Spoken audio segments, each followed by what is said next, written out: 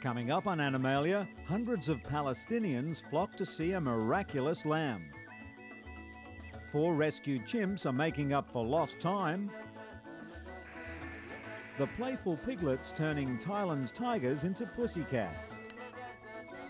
A rare donkey is rather shy about his first public outing in Germany. And the latest trend in artist models: cockroaches.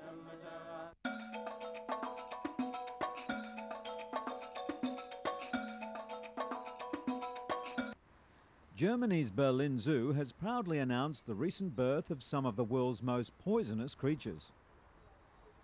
And when newborns are described as extremely dangerous, with an irritable disposition and ready to strike with little or no warning, there's no surprise that zookeeper Bodo Vogt is feeling just a tiny bit nervous. His new charges are rattlesnakes, but not just any rattlesnakes, tropical rattlesnakes, the bad boys of the reptile world. These slithering rageaholics joined the king cobra, the bushmaster and African mamba as the most aggressive snakes on Earth. And it also explains why the wary zookeeper has them on such a long stick well away from his body. Unlike most snakes that avoid man whenever possible, tropical rattlesnakes aren't shy about making their displeasure known. Some have even been seen to bite first and rattle later. The zoo has 18 of these seething serpents, and although they're only a month old, they're even more poisonous than their parents, as their venom is more concentrated. And while most other snakes have either neurotoxic or hemotoxic venom, tropical rattlers have both, which means they can simultaneously destroy a victim's central nervous system, break down their red blood cells, stop the heart, and paralyze their lungs, all with just one bite. Originating from South America, the 30-centimetre long babies will remain in the German capital for 3 to 4 more months, before they'll eventually find new homes at other zoos throughout Europe. Hundreds of Palestinians gathered to see a newborn lamb in the West Bank town of Hebron. Onlookers said the lamb was clear evidence of God's existence, as it was born with the word Allah written on one side and Muhammad on the other.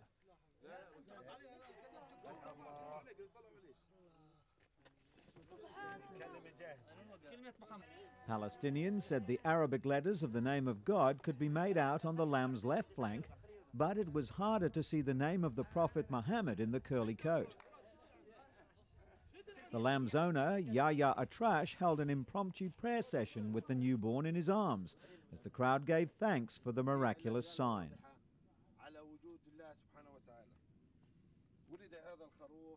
Many Palestinians travelled through several Israeli army checkpoints just to see the lamb. Jamil Mohammed Alam said he'd heard the stories but had to come and see the remarkable creature with his own 2 eyes.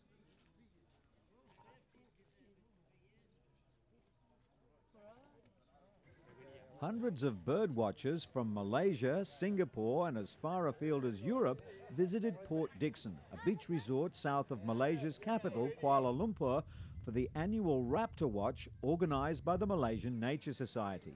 Armed with cameras and binoculars, the bird watchers delight in seeing the birds of prey, or raptors, as they soar overhead on their migratory flight to the breeding grounds in Siberia.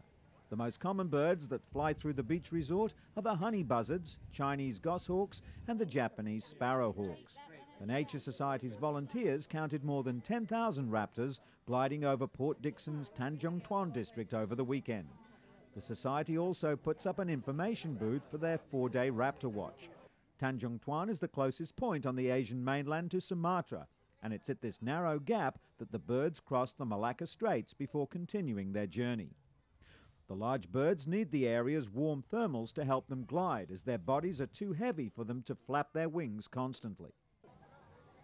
According to the Nature Society's Bird Conservation Council, raptors eat pests like rats and snakes that damage the rice fields. So there's a sound economic reason for ensuring they continue to fly overhead. But that's not the only reason, says the council. They're also majestic, beautiful creatures and part of our amazing web of life. 4 baby chimpanzees, Hazel, Kubo, William and Victor, are almost ready to travel to their new home at the Chimp Sanctuary in Zambia. They'll set off as soon as their quarantine in the Kenyan capital Nairobi is over and their travel documents are ready. The youngsters were rescued from war-torn southern Sudan, where people were keeping them as pets. 2 of them had actually been chained to trees. Tales that they were being mistreated and humiliated reached the Kenyan Wildlife Service, which finally rescued them. Chimpanzees are known to be man's closest living relatives, with a genetic makeup 98.7% similar to humans. The male chimpanzees are between 4 to 5 years old and arrived in good health. They're being cared for by Kenyan Wildlife Service animal handlers and veterinarians. At the quarantine centre, they're fed 3 meals a day, which includes plenty of fruit and water and a balanced diet of carbohydrates, proteins and vitamins. Handlers preparing meals for the chimps will often add some slices of garlic, which keeps them from getting colds and also helps with their digestion. As they munch away, the chimps display a lot of facial expressions. Like humans, they smile when they're eating something they enjoy and frown when they've bitten into something they don't like. That, and the fact they often ask for more, indicates to the handlers that they're more than happy with their new diets. A special treat comes at the end of each meal, when the cheeky monkeys are allowed to dip their digits into a honey jar. The finger-licking good session is also used as a sign that the meal is complete. It's estimated that 1,000 apes were exported as pets from Africa in the last 10 years, despite the fact that it's illegal to keep them as pets in most countries. Thousands more are killed every year to feed the bushmeat trade. But Hazel, Kubo, William and Victor are finally safe. Their unhappy past can now make way for a happy future as they join 80 other chimps at a purpose-built sanctuary in Zambia, where they could live peacefully for another 60 years.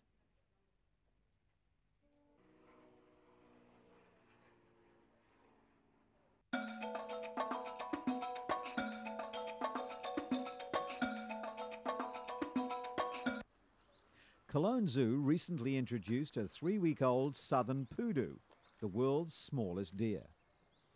Poodoos are extremely rare in zoos, but like all deer babies, they're born with spots which act as camouflage to protect them against wild animals. Young southern poodoo eventually lose their white spots at around 3 to 5 months of age. The adult animals reach a shoulder height of just 30 centimetres and originally come from the woodland area at the southern tip of South America. A fawn will usually remain hidden for a number of days after birth, only emerging to suckle when the mother poodoo visits. After a few weeks, the fawn joins its mother in her normal range and will stay with her for 8 to 12 months. Male poodoo begin growing their first spike antlers at 8 months, which will eventually reach 9 centimetres in length when they're about 7 years old. The Sriracha Zoo in Chonburi, a town 70 kilometres east of Bangkok, is Thailand's most successful breeding zoo. They say that their success is largely based on a breeding scheme that has to be seen to be believed. Oh, and in case you haven't guessed, they're not breeding pigs here, they're breeding tigers. The bizarre program began in 1997 when creative zookeepers decided to try nursing a pig to replace the mother of an orphaned tiger cub. They were surprised to find that not only were the pig and its offspring happy to accept the cub as a member of the family, the cub grew up to be calm, non-aggressive and perfectly suited to life in captivity.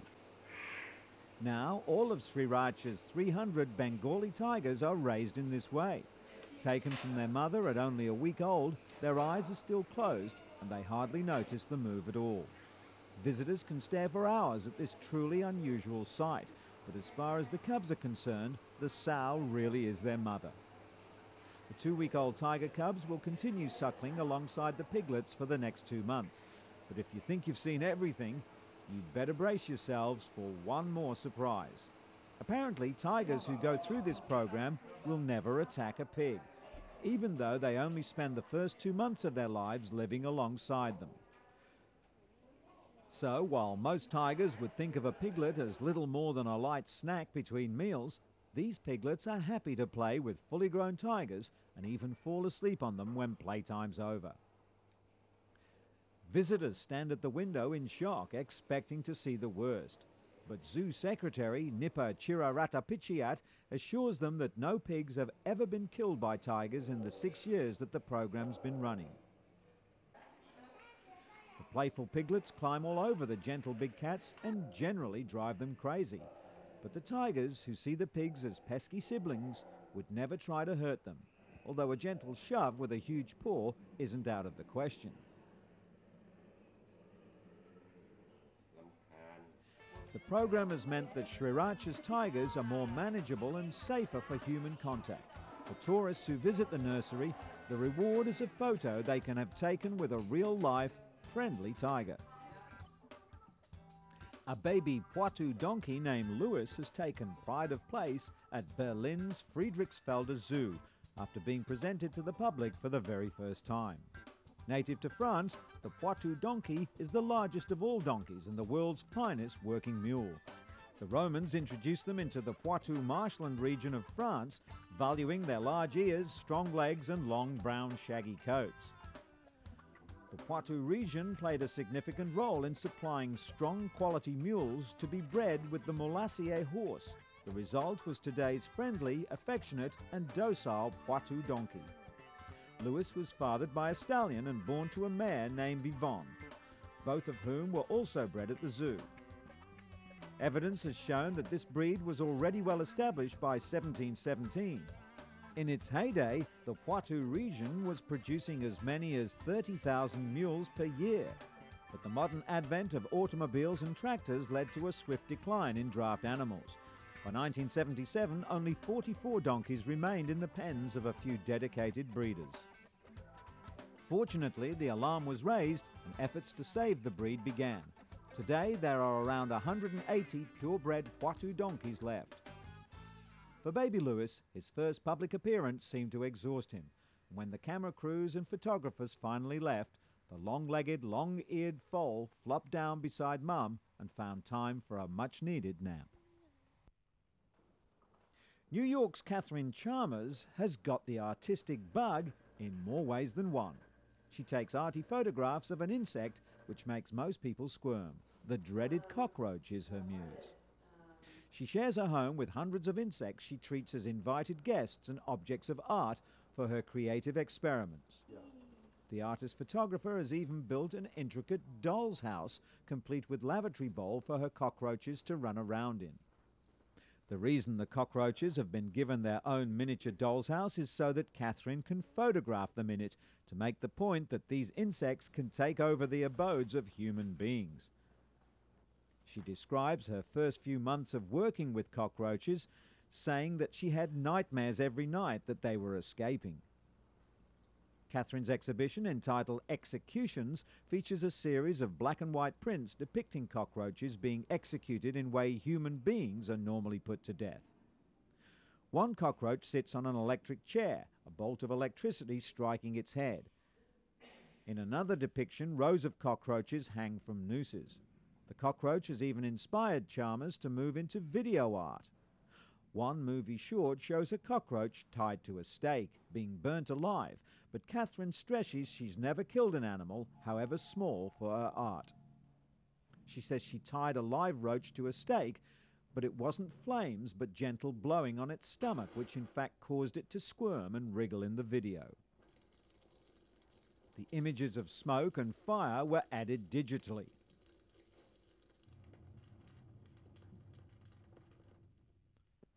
The project involved some intricate work, as Chalmers created dozens of miniature electric chairs and nooses to place dead cockroaches in before photographing them. She stresses any dead roaches she uses died of natural causes. But she adds that now she has a newfound respect for the insects and tries to see them purely in artistic terms.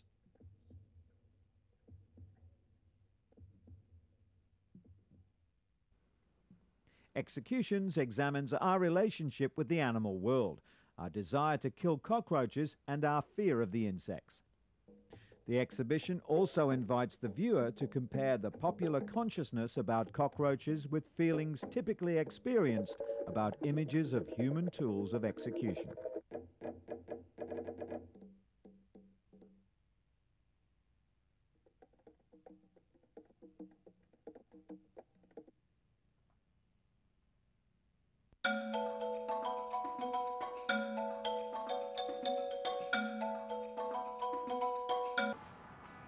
Back in 2001, after the September 11 tragedy, firemen, police and emergency personnel descended on the scene of what was once the World Trade Center.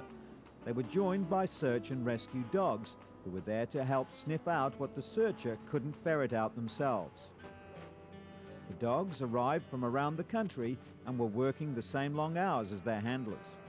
Rottweilers, German Shepherds and Labrador Retrievers, among other breeds, were trained to search and rescue, and they were working until they were exhausted in an attempt to find any survivors among the ruins. David Martinez and his dog Nitro were working non-stop. Nitro breathed in the same soot and ash as his human counterparts, but he senses things that they missed. The dogs aren't impervious to cuts, scrapes, exhaustion and burns. At Pier 40 on Manhattan's west side, owners bring their dogs in for first aid. Ansi has been at Ground Zero for days, and he came into the shelter to rest and receive some encouragement. Chris Showalter brought his dog Wilco hundreds of miles to aid in the rescue effort. He said they worked non-stop and broke it up into 1- and 2-hour increments.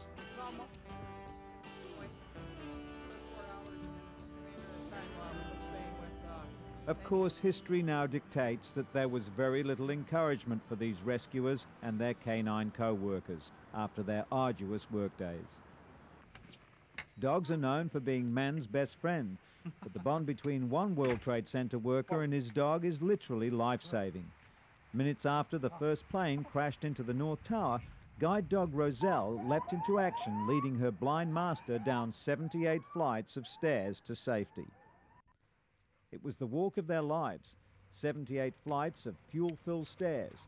Mike Hingson, who's been blind from birth, says the only way he made it down safely was due to his guide dog. On the morning of September 11, Mike was preparing for a business meeting on the 78th floor of the North Tower of the World Trade Center. Then a plane smashed into the top of the tower. Mike says he felt the building shake and sway. When the tower shifted back into position, he grabbed Roselle and made straight for the emergency stairs. He knew it would take a long time, but couldn't risk the elevator after smelling the fuel and smoke from up above. As people crowded down the emergency stairs and firefighters made their way past them, Mike says Roselle maintained her calm. While Mike and his wife are still trying to come to terms with what's happened, Roselle seems to have taken the terrible disaster in her stride. The first Sumatran rhino to be born in captivity in 112 years is 2 weeks old. Emmy, an 11-year-old Sumatran rhino, delivered her calf on September the 13th in the privacy of her stall at the Cincinnati Zoo in Cincinnati, Ohio. The calf was able to stand about 5 minutes later. Zoo scientists and workers are thrilled with the birth, saying the pregnancy and delivery is the culmination of years of research. Dr. Terry Roth is the director of the zoo's Center for Conservation and Research of Endangered Wildlife. She used ultrasound technology and hormone analysis to discover that these types of rhinos are induced ovulators, meaning eggs are released from the ovary only after mating with a male. Emmy suffered 5 miscarried pregnancies before carrying one through the 15 to 17-month term. The Sumatran rhino is the most endangered species of one of the most endangered mammalian species in the world. There are thought to be just 300 Sumatran rhinos in the wild and just 16 in captivity. Endangered species conservationists hope that zoos throughout the world will be better able now to boost the population through breeding in captivity. Thomas Foos, the program director of the International Rhino Foundation, says that hopes are very high right now that they're on the verge of success of a major breakthrough, and that they'll be able in the not too distant future, using the methods that have been developed at the Cincinnati Zoo, to regularly reproduce this species under managed conditions. Both the parents, Emmy and Ipu, are on loan to the US from the Indonesian government, which has been given the honour of naming the newborn rhino. Any suggestions? Now this is Telford in England, home of the Grand National Sheep Race. The 12th running of the race, which took part at Hoo Farm in the Midlands, attracted 18 entries with 16 starting. Hoo Farm hosts regular sheep races, but only the Grand National has such a large field. The Sheep Grand National is run over a furlong, or 201 metres, and, like its equine equivalent, on a horseshoe-shaped course. The sheep, who all came to the farm as orphans, carried knitted jockeys on their backs. They start the race from their field and race over the jumps towards the finish. A food trough. Bleating Tom was the race favourite, with 3 times winner Sylvester Stallone also well fancied. When the race got underway, the field was tightly packed, although the 11-year-old Sylvester Stallone struggled to keep up with the pace set by the younger sheep. Greyface was in the leading pack from the off and fought off a fierce challenge from Biggles Bomber to win by a head.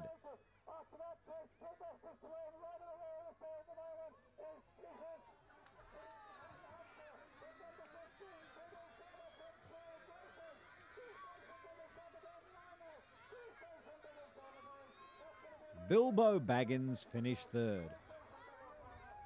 Well, it looks like everybody had a good time, especially the sheep.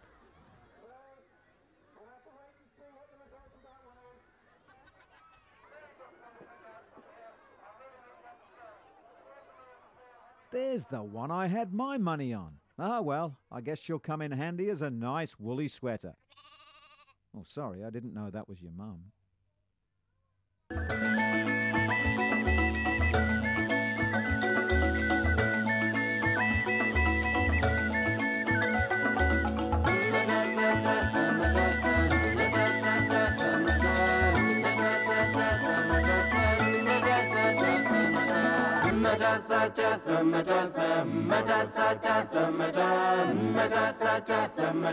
Madasa